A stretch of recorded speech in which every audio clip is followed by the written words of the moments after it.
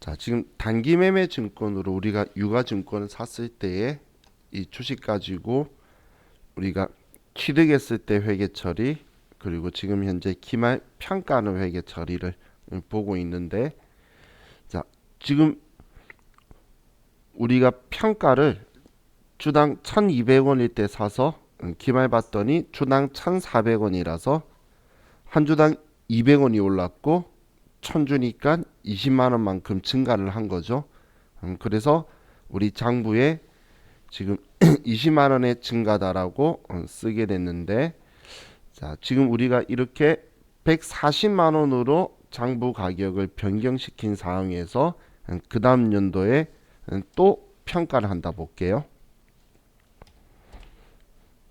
자, 그럼 우리가 기말 공정가액을 보니까 이 공정가액이 주당 이번엔 900원으로 하락했다고 볼게요. 그럼 900원으로 하락했다면 우리가 1000주를 가지고 있으니까 외부 이해관계자에게는 90만 원만큼의 단기 매매 증권을 보유하고 있는 것으로 보여줘야 되겠죠. 그런데 우리 장부에 그럼 얼마 적혀 있는지를 파악해야 되는데, 우리 장부에는 전기 말에 140만 원으로 보여지도록 장부를 맞춰줬다는 거예요. 그럼 140만 원이라고 적혀 있는데 우리는 90만 원으로 바꿔줘야 되니까 그럼 50만 원만큼을 내려줘야 되겠죠.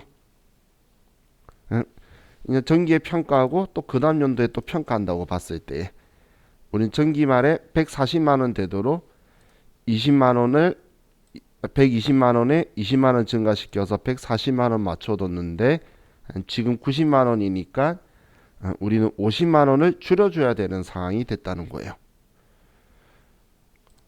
그럼 50만 원만큼 자 우리가 줄여줘야 되면, 자 지금 우리가 하고 있는 유가증권은 자산이죠. 자산의 자리는 차변이니까 올랐으면 차변의 단기 매매 증권을 써서 증가시키는 거고, 내렸으면은 반대로 대변의 단기 매매 증권이라고 써서 얘 금액을 50만 원 줄여주게 되면 내 장부의 단기 매매 증권의 금액은 90만 원으로 표현이 되게 될 거예요. 자, 그리고 차변에는 이제 그 이유를 써줘야 되는데, 자, 그 이유는 단기 매매 증권 평가 손실이라는 계정 과목을 써줄 거예요. 여러분도 예상을 하고 있으셨죠? 얘가 평가 이익이었고 내렸으니까 평가 손실이다. 그럼 이 단기 매매 증권 평가 손실도 당연히 미실현 보유 손익이지만 단기 매매 증권하고 관련된 거는 전부 다 영업 외 수익 비용으로 처리하는 거예요. 그래서 단기 매매 증권 평가 손실은 영업 외 비용 계정 과목이에요.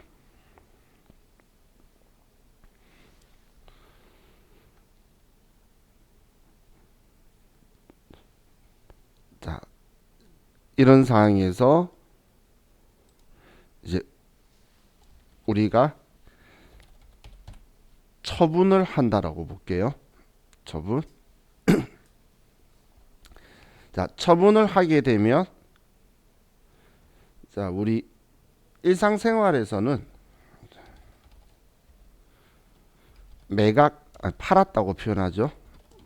팔았다라고 표현할 거고, 그걸 우리 그 회계상 지문에는 매각이라는 표현을 쓰는데 계정 과목에서는 처분이라는 표현을 쓸 거예요. 그럼 이 처분이라는 건, 처분은 우리 회계상에서 처분이라는 건 장부상의 모든 흔적을 제거하는 작업을 처분이라고 해요. 취득은 장부에 기록하는 거고, 처분은 장부에 기록되어 있던 걸 모두 다 제거해 버리는 게 처분의 회계 담당자가 해야 되는 작업이다라고 보시면 돼요. 그럼 여기에서 모든이라는 거는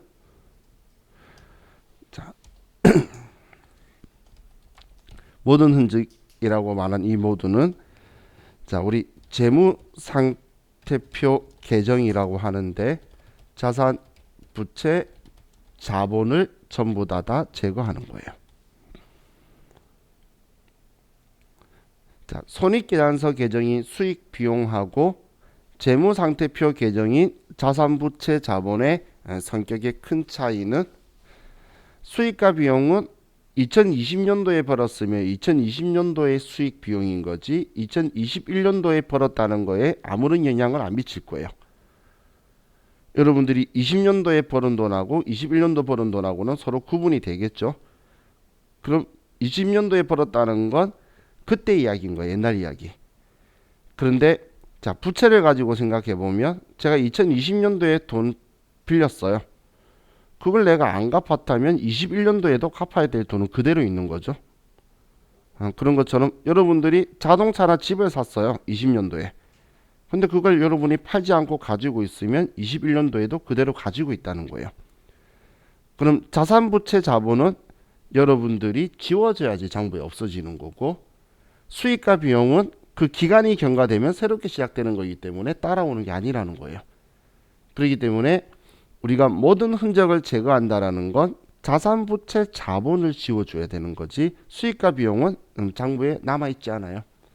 자, 그럼 이 모든 흔적을 제거한다라고 했는데 자, 제거는 장부에 기록된 반대편에 기입을 하는 거죠. 차변에 있는 거 지우려면 대변에 쓸 거고 대변에 있는 걸 지울 거면 차변에 써주면 얘가 지워진다는 거예요. 그럼 우리가 보유하고 있는 거에 대해서 제거해야 되는 사항이 생긴다라고 하면 자, 이 제거하는 사항이 생긴다면 지금 내가 제거하려는 계정 과목하고 관련된 자산부채 계정 과목이 내 장부에 어떻게 적혀 있는지를 먼저 파악하고 걔네들을 다 없애고 팔았으면 돈 받는 거고 그냥 없앴으면 제거하면서 내가 손해본 거다라고 이런 식으로 쓸 거예요. 물론 빚을 제거했는데 돈 안 나가면 이익일 거고 내 재산을 없애버렸는데 돈 받고 판 게 아니고 그냥 없어졌으면 나한테는 비용이 되게 될 거예요. 자, 그럼 지금 이 단기매매 증권을 가지고 그럼 처분 팔았다고 하면 첫 번째 할 일이 내 장부에 얼마라고 어떻게 적혀 있는지 자산부채 자본을 단기매매 증권과 관련된 자산부채 자본을 찾을 건데 이 단기매매 증권은 취득할 때부터 본인을 제외한 본인 계정 과목을 제외한 나머지는 전부 다 영업외 수익 비용으로 처리했다는 거예요. 그렇기 때문에 단기매매 증권은 자기 자신의 계정 과목의 금액 외에는 관계 계정이 전혀 없어요. 그럼 단기매매 증권이 장부에 얼마 적혀 있었는지만 보면 되겠죠. 그럼 단기매매 증권은 전기 말에 이 90만 원으로 장부에 기록을 해둔 거예요. 90만 원 맞춰뒀죠. 그럼 이 90만 원 단기매매 증권만 지우면 단기매매 증권의 흔적은 모두 다 제거된다는 거예요. 그럼 이 단기매매 증권은 자산이니까 사왔을 때 차변에 적어뒀을 거고 지금 우리 차변에 120이라고 처음에 써뒀는데 20만 원 올렸다가 50만 원 내린 거죠. 그래서 90만 원이라고 차변에 장부에 남아 있을 거라는 거예요. 그럼 처분이면 첫 번째 작업이 반대쪽 변인 대변에 단기매매 증권이다 90만 원 이렇게 써주는 게 첫 번째 작업이에요. 자, 그리고 나서 내가 팔았으면 얼마 받았는지를 쓰게 되는 거예요. 자, 그럼 우리가 팔았는데 천주 모두 매각을 하고 매각은 주당 예를 들어 1,300원에 매각을 했다라고 볼게요. 자, 그럼 자, 얘를 첫 번째 예를 가지고 보면 자, 그냥 단순하게 팔았어요. 자, 그러면 우리는 차변에 돈을 받을 때 130만 원을 받게 되고 그럼 차이 나는 금액이 40만 원이죠. 자, 그럼 여러분이 봤을 때, 자, 표현할 때는 장부에 90만 원 적혀 있던 걸 지우는데 130만 원이라는 자산이 들어온 거예요. 지금 이 분계만 가지고 보면 90만 원짜리 자산이 나갔는데 130만 원이라는 현금이라는 자산이 들어왔죠. 그러면 40만 원만큼의 우리는 수익이 발생하게 되죠. 이 수익 계정 과목도 어렵지 않아요. 그렇죠. 얘는 단기 매매 증권을 처분한 거죠. 그리고 처분해서 이익 봤다는 거예요. 그래서 단기 매매 증권 처분 이익이다라고 처리할 거예요. 자, 그럼 이 단기 매매 증권 처분 이익이라는 계정 과목의 성격을 보면, 자, 이제는 실제로 일어난 실현 이익이에요. 실제로 일어난 거잖아. 팔았잖아. 이제 이 40만 원은 내 돈이죠. 그런데 이 돈이, 자, 우리가 시험 보는 회사는 제조업이에요. 제가 계속 이야기하고 있죠. 제조업이 유가증권을 사고 파는 게 영업활동일 확률은 당연히 없겠죠. 그래서 수익은 맞는데 우리의 영업수익은 뭐냐면 매출이에요. 물건 만들어 파는 회사가 주식 가지고 돈 벌었다는 걸 가지고 이걸 매출이라고 표현하면 말이 안 되겠죠. 그렇기 때문에 얘는 900번대인 영업 외 수익 계정 과목으로 쓸 거라는 거예요. 그럼 엄청 단순하게 생각하시면 단기 매매 증권하고 관련된 거는 전부 다 수익 비용 처리하는데 그 수익 비용이 전부 다 영업의 수익 비용이라는 거예요. 일관성 있죠, 그래도. 그럼 단기 매매 증권과 관련된 거는 전부 다 영업 외 수익 비용으로 처리한다. 이렇게 보시면 돼요. 자, 그럼 지금 제가 얘를 1번이라고 했는데, 자, 이렇게 좀 쓸게요. 자, 그럼 똑같은 상황에 여기에 처분 수수료가 10만 원이 더 들어간 걸로 볼게요.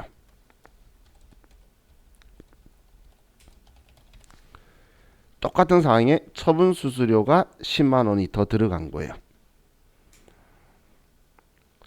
자, 그렇게 되면, 자, 뭐 어떤 상황이든 간에 우리가 제일 먼저 할 거는 내 장부에 단기 매매 증권이 얼마 있는지 확인하고 90만 원 적혀 있었으면 90만 원을 지워주는 게 첫 번째 작업이고, 두 번째는 내가 얼마를 받는지를 썼어요. 자, 그런데 처분 수수료가 뭐 현금이든 보통 예금이든 10만 원이 나한테서 나간 거예요. 나한테서 나간 건 대변에 써야 되겠죠? 나간 건 대변 쪽에 쓸 거라 그랬잖아요. 그럼 수수료 10만 원을 지급했다는 거예요. 자, 우리가 130만 원 받아서 10만 원 쓰는 거나 10만 원 빼고 120만 원 받는 거나 사실 똑같죠. 무슨 말인지 이해가시나요? 지금 이 분계나 대변에 단기 매매 증권 90만 원, 차변에 현금 120만 원 이렇게만 쓴 거나 둘이 똑같은 거잖아요. 130 받아서 10만 원 준 거나 내가 130인데 10만 원 수수료 빼고 차감하고 받은 거나 뭐 둘이의 차이가 있는 건 아니죠. 자, 그럼 이 상태를 가지고 이 10만 원이 처분하면서 수수료였다는 거예요. 그럼 얘를 수수료 비용 처리할 거냐? 그게 아니라는 거예요. 자, 얘는 이 수수료는 별도의 사건이 아니에요. 얘는 지금 이 단기 매매 증권을 팔면서 손해본 돈이죠. 그냥 제 표현대로 하면 40만 원 이익인 줄 알았는데 수수료 빼고 나니까 30만 원 이익인 거예요. 무슨 말인지 이해가시나요? 그냥 주식만 가지고 생각했더니 40만 원 이익인 줄 알았는데 수수료 빼고 나니까 30만 원만 이익인 거예요. 그 말은 곧 얘가 수수료를 빼고 차이 나는 게, 자, 차변 대변의 합은 일치한 대차 평균의 원리라 그랬죠. 그럼 차이가 30만 원이 나죠. 그럼 수수료가 10만 원 들어가면 수수료 뺀 나머지 30만 원이 단기 매매 증권 처분 이익이 될 거라는 거예요. 얘는 혹은 아래쪽도 똑같겠죠. 뭐 30만 원이 단기 매매 증권 처분 이익이 이렇게 분개가 될 건 거예요. 근데 만약에 지금은 얘가 40만 원 이익이었는데 10만 원 수수료니까 10만 원을 줄여서 30만 원 이익이라고 됐는데, 만약에 내가 20만 원 손해였는데 수수료가 10만 원 또 들어갔어요. 그러면 30만 원 손해 봤다고 나오게 될 거라는 거예요. 자, 그렇기 때문에 자, 이번에는 이 처분 수수료는 얘는 단기 매매 증권 처분 이익에 차감하거나 단기 매매 증권 처분 손실에 가산 더하게 될 거예요. 분개를 하게 되면 한마디로 팔면서 손해본 돈으로 처리할 거라는 거예요. 지금 이 앞에 취득 수수료는 수수료 비용 900번대의 영업외 비용으로 처리하라고 했죠. 그런데 처분 수수료는 수수료 비용으로 처리하는 게 아니라 팔면서 손해본 돈으로 벌 거라는 거예요. 자, 이 방식은 모든 자산 처분에 똑같이 적용될 거예요. 그래서 처분할 때 수수료가 들어가면 그 돈만큼 더 손해봤다고 여러분들은 생각하시면 돼요.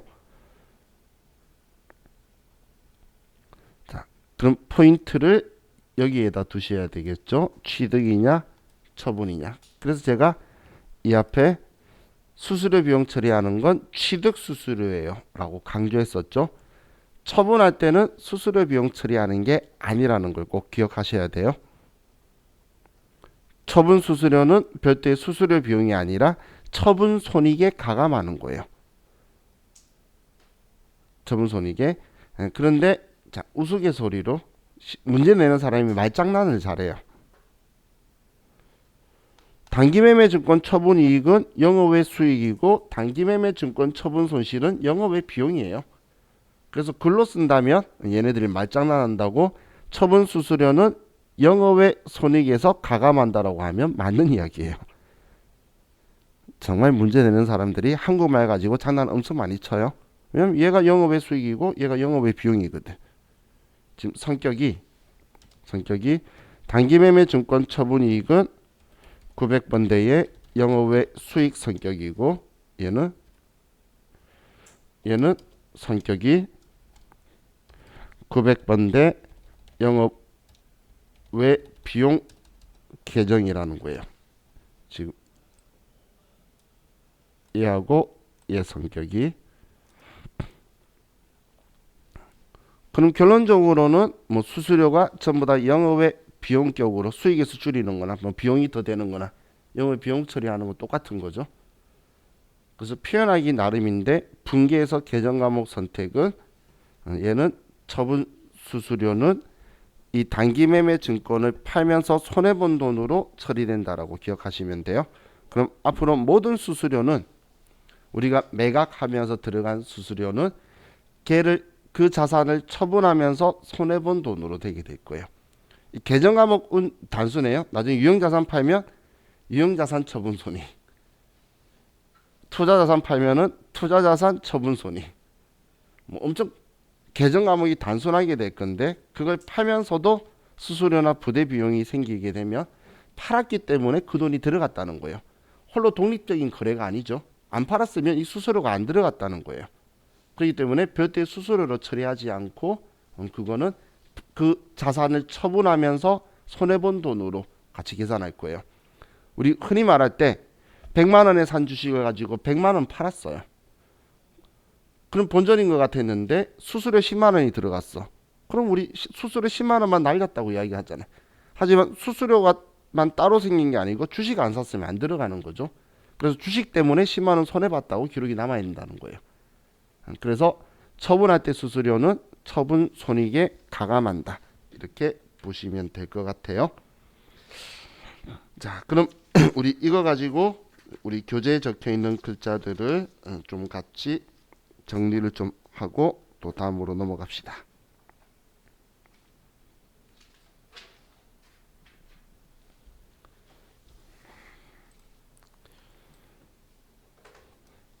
자, 교재 71페이지에 보시면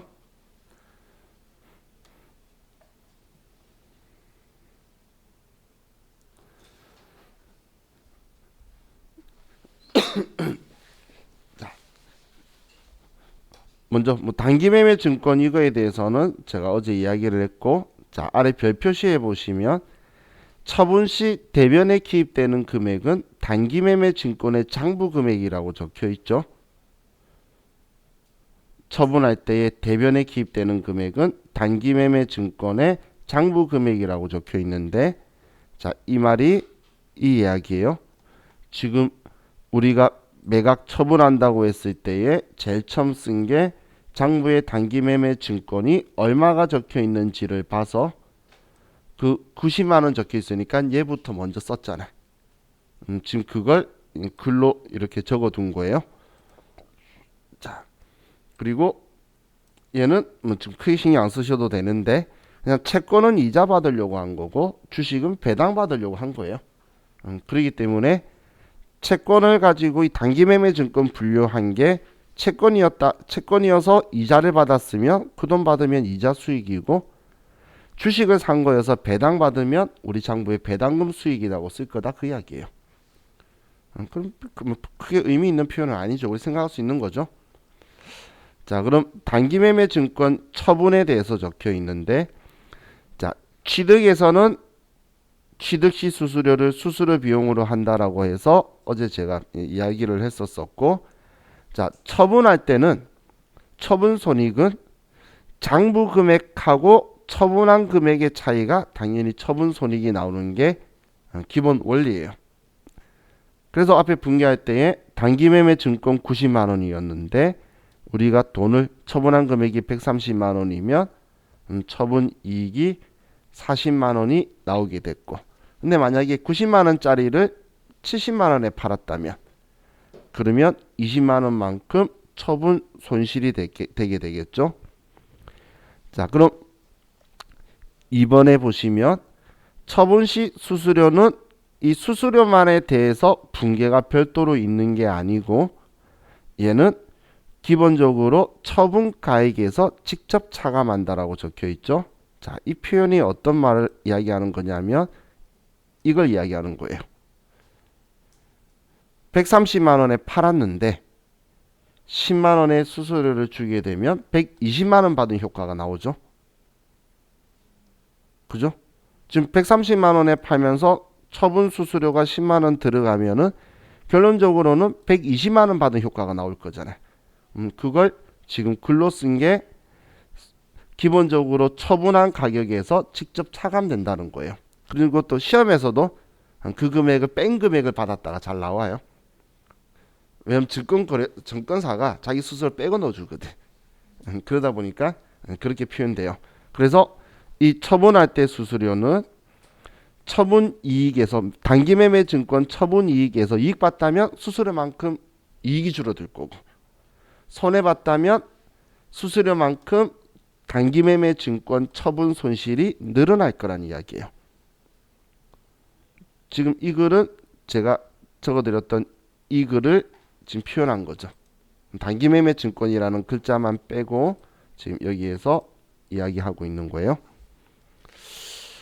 자, 그럼 다음 페이지에 자, 분개는 자, 여러분들이 뭐 복습하시면서 좀 쭉 따라가 보시는데, 제가 설명드린 거하고 차이는 저는 1000주 전부 다를 한 번에 팔았고, 지금 얘는 100주를 사서 60주 팔고 그 다음 또 40주 팔고, 그렇게 주식을 그냥 조금씩 쪼개어서 판 거니까 그렇게만 해서 생각하시면 돼요. 근데 주식만이 아니고 사채라고 적혀 있는 건 회사채예요. 자, 이 사자는 자, 우리가 일상생활에서 이야기하는 사채는 개인 사자고, 회계에서 이야기하는 사자는 회사 사자예요. 회사가 채권 발행한 거예요. 회사채를 이야기하는 거예요. 그래서 채권을 산 거예요. 채권.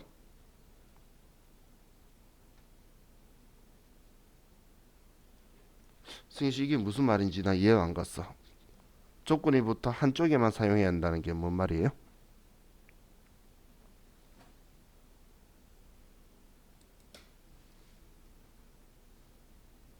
승현 씨 질문 말을 저는 이해를 못 하겠어요.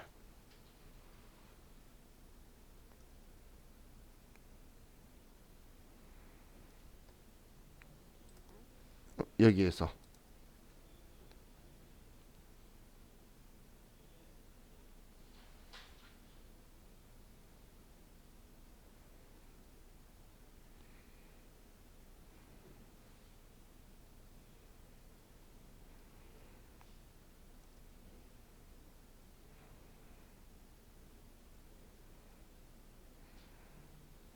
아니면 아니 잠깐만요. 예, 이야기해 보세요.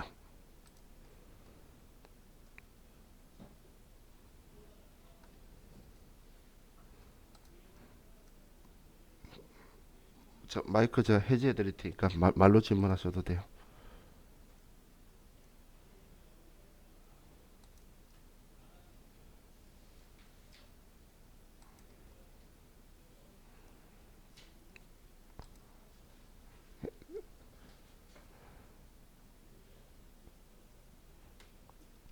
다른 분도 이해가 잘 안 되셨을 수도 있으니까 어떤 질문인지.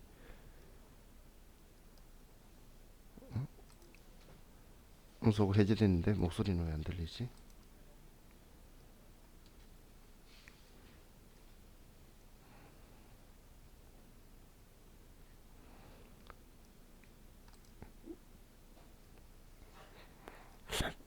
목소리가 원래 풀어주면 이런 목소리가 들리는데.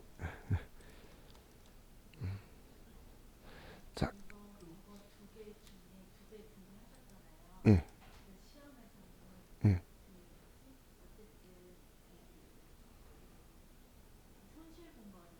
예.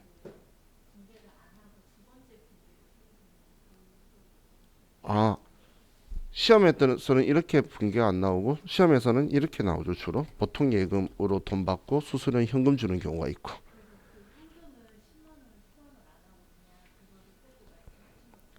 아,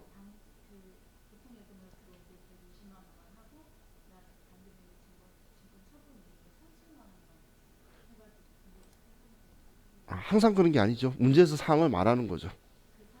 문제에서 상황대로 하는 거죠. 이게 문제에서 보통 예금에 130만 원 들어왔고 수수료를 현금으로 줬다고 나오면 이렇게 써야 될 거고 당연히. 근데 나한테 돈이 들어왔는데 빼고 들어왔다고 하면 이렇게 써야 될 거고. 문제에서 그렇게 적혀 있는 거예요. 적혀 있는 상황대로 우리는 기록하는 거예요. 그렇기 때문에 네, 승희 씨, 그 질문 맞았나요?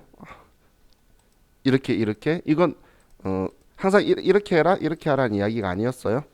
그게 아니고 문제에서 돈 다 받고 준다고 문제가 나오는 경우가 있고 빼고 돈을 준다는 경우가 있으니까 그 상황이 근데 우리한테는 어차피 이건 똑같은 30만 원 아니냐라는 게 이제 제 이야기였던 거고 왜냐면 다 받아 130 받아서 10만 원 준 거나 120 받는 건 내 입장에서는 똑같이 120 받는 거잖아요.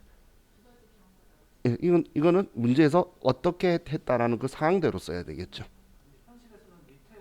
그렇죠. 현실에서는 그 주식 증권 회사가 자기 스스로 빼고 입금시켜 주죠. 그러니까 이런 상황이 될 거니까 아래 같은 형태의 문제가 더 빈번하게 나오고 그런데 위에 같은 형태도 문제는 나오고 그래서 이거는 뭐 상황에 따라 틀리겠죠. 자,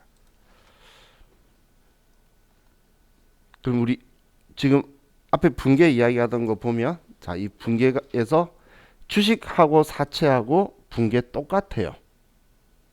채권이든 주식이든 똑같이 단기매매 증권이고 제가 어제 정리할 때에 단기매매 증권은 채권도 분류할 수 있다라고 했죠.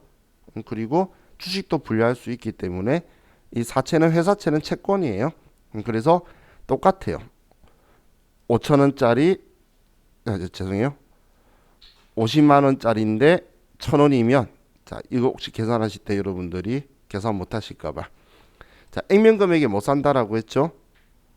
그럼 지금 얘가 채권 얼마짜리 1,000원짜리를 몇 주를 가지고 있다는 거죠. 채권 그렇죠. 500주 가지고 있다는 거죠. 근데 제가 액면에 못 산다라고 했잖아요. 그러면 1200원에 500주 샀다고 계산하는 거예요. 지금 액면 금액, 액면 총액이 이건데 액면 금액이 한 주당 1000원이라는 건 500주라는 이야기죠. 그럼 500주인데 제가 액면에 못 산다라고 했잖아요. 그러니까 1200원에 500주 샀다라고 하면 60만 원에 샀다고 나오게 되겠죠. 그리고 뭐 치료가때 수수료는 수수료 비용이고, 당좌수표 발행했으면 당좌예금에서 돈 나갈 거다, 이런 식으로 처리가 될 거예요. 그래서 채권이라고 해서 다르게 생각하실 필요 없어요. 유가증권 계정 과목 선택되면 그 계정 과목의 성격으로 가는 거지, 이게 얘가 주식이다 채권이다에 따라서 자산의 분계가 틀려지는 건 없어요. 자, 그리고 우리 아래에 이자나 아니면 배당 받았을 때의 회계 처리가 적혀 있는데, 자, 얘도 크게 의미는 두지 마시고, 근데 그냥 여러분들이 보면 채권이면 이자 받을 거잖아요. 그럼 이자가 예를 들어서 10만 원이 들어오는데 중요한 건 10만 원 다 안 준다는 거예요. 세금 떼어 줄 거라는 거예요. 우리 원칙에서 당하고 봤죠. 그래서 그걸 떼인 부분을 선납세금이라는 거. 이자 10만 원이면, 대변이 10만 원이면 차변에도 다 10만 원 들어와야 될 건데, 실제 예를 들면 나한테 9만 5천 원만 들어왔다고 볼게요. 그럼 5천 원만큼 세금 떼였다고 써야 되겠죠. 그래서 이 세금을 미리 냈다고 하는 거예요. 왜냐하면 우리는 그날 세금 내는 게 아니잖아요. 법인이 번 돈에 대해서 세금은 내년 우리 사업연도 종료일로부터 3월 이내에 신고하는 거예요. 근데 일반적으로 12월 말 사업연도 종료일이라서 3월 31일까지 법인세 신고를 하는데, 그때 돈 번 거에 대해 세금을 내야 되는데 지금 미리 떼었잖아. 그래서 미리 낸 세금이라고 써두는 거예요.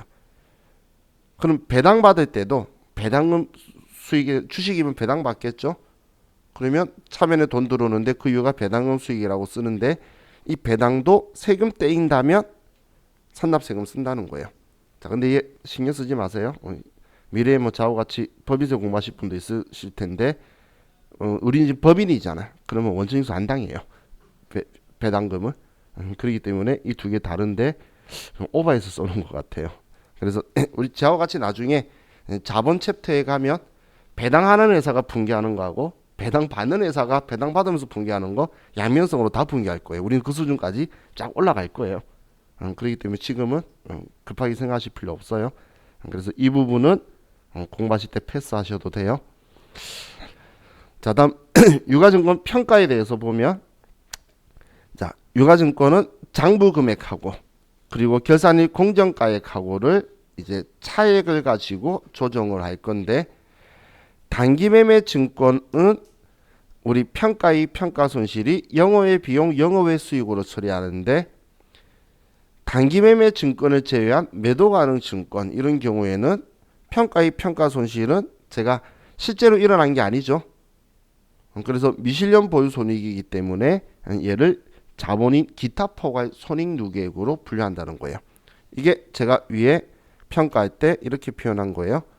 원래 원칙적으로 유가증권 평가는 미실현 보유 손익이고 얘는 기타 포괄 손익 누계액으로 분류하는 건데, 단기매매 증권만 영업외 수익 비용으로 처리한다. 이걸 지금 이렇게 이 책에서는 표현하고 있는 거예요. 그럼 얘가 무슨 내용인지 이해가시죠?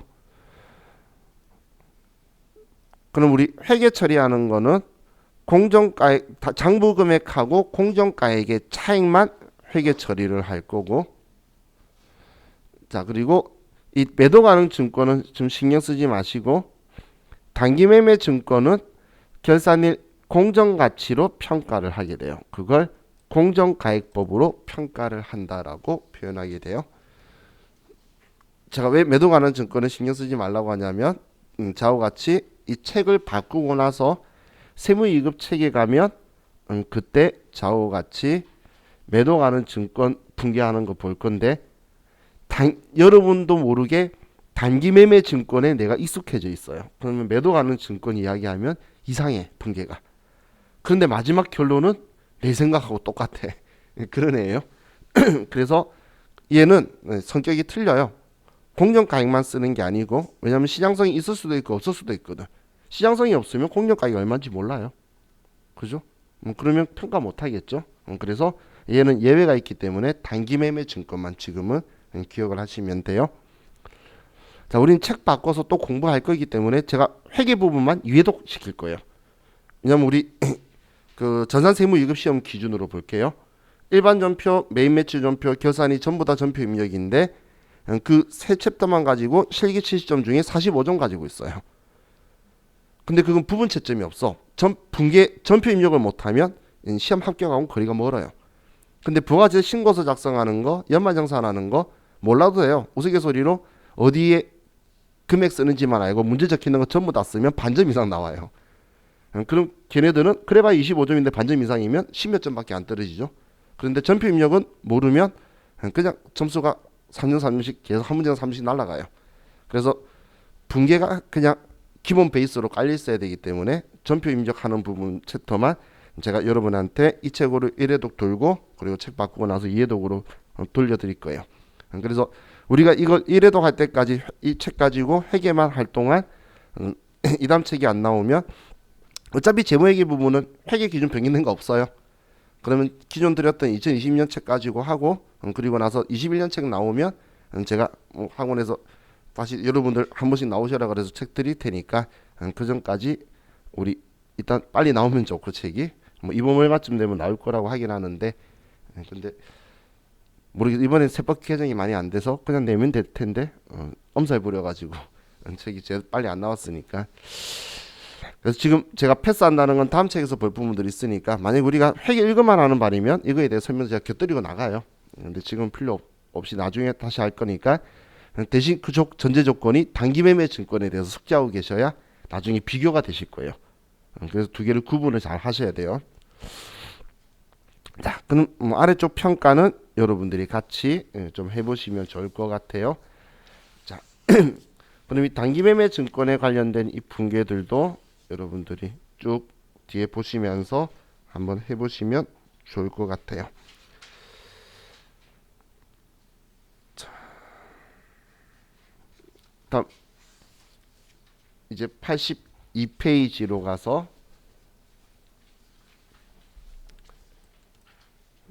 자, 이번 주 수업 중에서 제일 중요한 부분을 설명드리려고 해요. 82페이지로 가시고 좀 오늘 수업이 아니고 이번 주 수업에서 제일 중요한 거예요.